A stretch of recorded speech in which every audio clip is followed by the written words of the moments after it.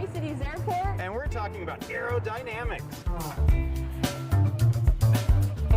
Hey everyone, I'm Brittany from WJHL. And I'm John from the Hands-On Discovery Center, and it is Science Saturday. And we are at the Tri-Cities Airport once again, talking about pressure and temperature, something that you probably want to be fairly comfortable while you're sitting on a plane. Absolutely right. And at high cruising altitudes, the pressure actually begins to drop the higher and higher you go in the atmosphere. So when you're at that lower pressure, it's going to affect your body a little bit. That's why your ears pop when you're on an airplane. Right. And that can be quite uncomfortable, but it could be worse if the planes actually didn't pressurize the cabin. So for today's experiment, we're going to show you how temperature and pressure are directly related. Exactly right. And very simple setup. We just have two bowls. My bowl here happens to be filled with ice water. Very freezy cold. Yours happens to be the opposite. Nice and warm, hot water. It doesn't need to be boiling hot water, but pretty warm water will do. We also have a couple bottles here. Our old favorite, the Frappamoche Latticino bottles, the glass bottles. John drank these all again before this experiment. So much caffeine.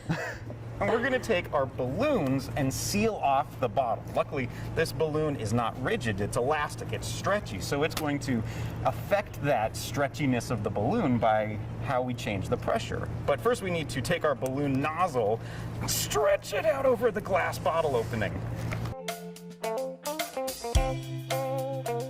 So now that we've trapped the air inside of our bottles with these balloons, we can control what the air is doing inside these bottles. And because it's sealed, we know that there's no extra air being pushed in and no extra air escaping. But watch what happens when we dunk them into these two different water baths. Let's do it.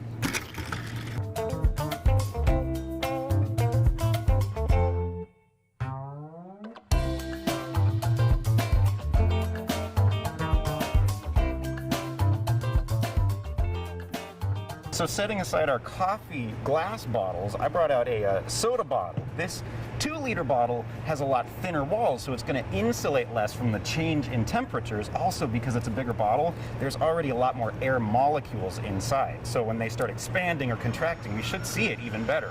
So first we're going to increase the temperature and increase the pressure and see what happens. Oh, look at the balloon inflate much faster than with the glass coffee bottles. But now that we've heated those air molecules, let's cool them back down. Put it back in the ice water bath and oh!